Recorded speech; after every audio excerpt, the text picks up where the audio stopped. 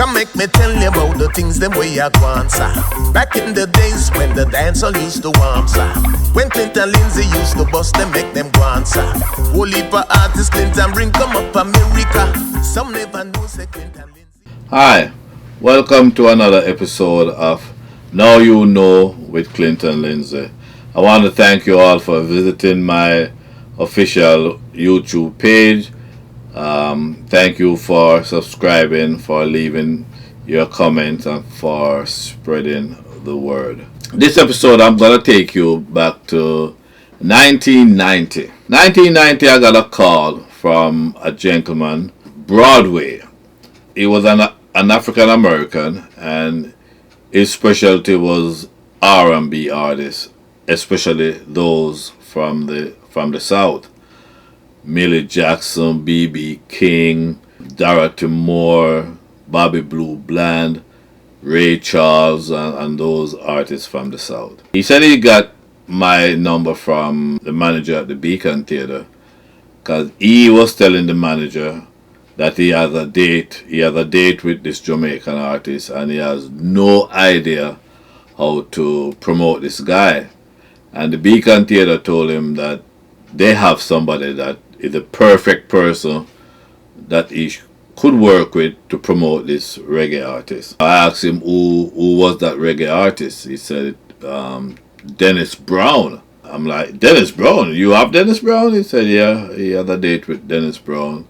I sort of asked him how that came by, because he doesn't do reggae. He wasn't a reggae promoter, but he had a date with Dennis Brown. He said I should come by his office. His office was Upper Broadway, 97, 98th Street, Broadway. I should come and we could talk about it. So I finally made my way to his home office. While in there, I saw these flyers of the artists that I mentioned, plus others, Drifters and so on, Shy Light Stylistics. When I saw the one with Ray Charles, I was like, Ray Charles, you did Ray Charles. How you manage with Ray Charles having 30, 40 people in his entourage? He said, yeah, that's when Ray Charles performing for those white guys. When he's doing my shows, because we go way back. He will get Ray Charles for 10, 12 people, the most, in his entourage. And to me, that was like, yeah, because Barry G and I had spoken about, a Ray Charles coming to Jamaica, or a Tom Jones, or a Engelbert Humperdinck. These are artists that we dream about taking to Jamaica. Benny King, Dorothy Moore, and Jerry Butler, Percy Slade, they were going to Jamaica regularly. But we thought that, Barry and I, that if we could bring like a Ray Charles. So I already have an idea about Ray Charles. So when I saw the poster with him and Ray Charles, that sort of wanted me to work with this guy, try to get into this group. With Dennis Brown, this is what we could do. I said, for me, I'll take a percentage of the gate receipt. I'll give you a budget, because we got to have supporting acts for Dennis Brown. And we'll take it from there. He said he's not crazy about the idea of a percentage from the gate receipt. He would rather if I just charge him a fee to do the work, plus the budget to do the show. And I said, okay. He said he has a lot of partners, and they're not gonna go for me taking a percentage of the gate receipts. I said, okay, fine. And I gave him a price, and I think it was like $8,000 or $10,000 for my fee to do the show. Plus he would give me a budget of, I told him that there are other artists that we'll have to get, plus the promotion and so on. So in a day or two after the meeting, I sent him the budget.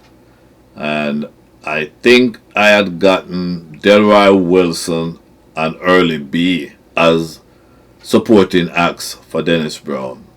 I'm almost certain it was the Early B and Delroy Wilson. At that time, I was doing a lot of bookings for both of them. He gave me the deposit for Early B and for Delroy Wilson, plus whatever the rest of the expenses for flyers, radio commercials, and so on. So everything was in place. We started to promote the show. It was like at least 3 weeks to the date. It was a Saturday show, and we started promoting. I told him I need Dennis Brown in New York City the Thursday, because we're gonna use Friday to take Dennis around the place, because Dennis at that time had that reputation of not showing up or showing up too late. So for me to do this show, you have to guarantee me that you can have Dennis in New York by the Thursday. He said no problem. He definitely can have Dennis. There's no issue with that. I should just tell him exactly what I want. And okay, so we started promoting the show and everything, and we're running ads on WNWK, WLIB, and we other little Jamaican programs here and there. We were just running ads. And the Wednesday of the show, the Wednesday to the Saturday, he called me and he said he has some concerns. And I'm like, okay, like what? He said he just got off the phone with the Beacon Theatre. He called them for a ticket check. And they told him that so far that Wednesday, they sold up to 750 tickets. And I'm like, whoa, 750 tickets? Man, this is a sold out. He said, sold out? Clinton, you crazy? I said, what do you mean I'm crazy? He says, today's Wednesday and, the show, we can only do half. At the time, the Beacon, I guess, could have hold maybe 1,400.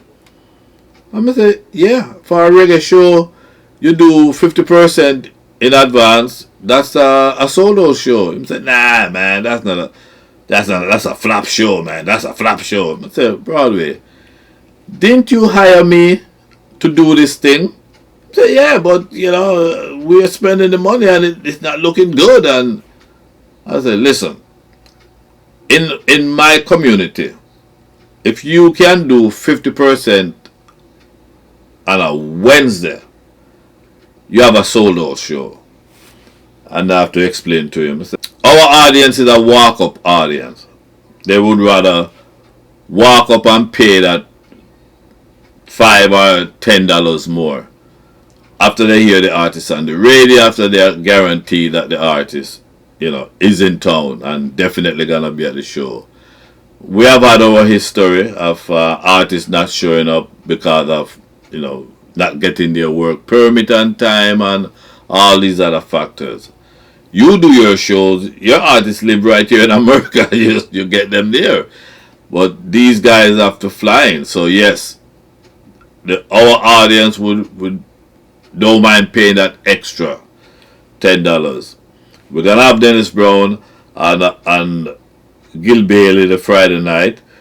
I will have him up by Moody's in the Bronx, for people to meet and greet. I would have him over by VP in Queens. I would have him by Superpower in Brooklyn. So I said to him, this is how we promote, because, and again, the artist has a little reputation of not showing up. So he said, yeah, man, I can't work with that. And my partners are concerned. And I said, Broadway, please, don't cancel the show. I guarantee you. He said, okay, Clinton, okay. Yeah, what?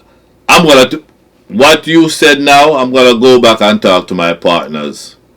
And let them decide what they want to do. It's all right, fair enough. So he called me back like 6 o'clock the Wednesday evening.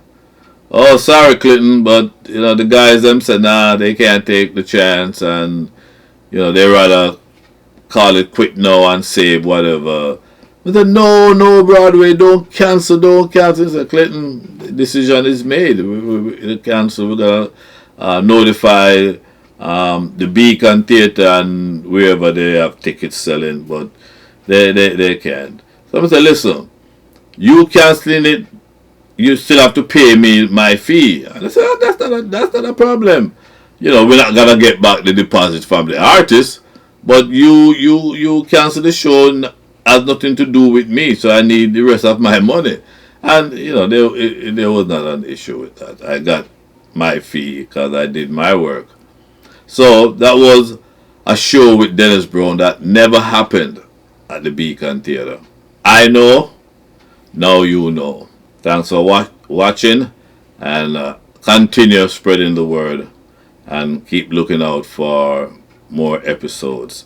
And again, subscribe so when a new episode is posted, you will be notified immediately.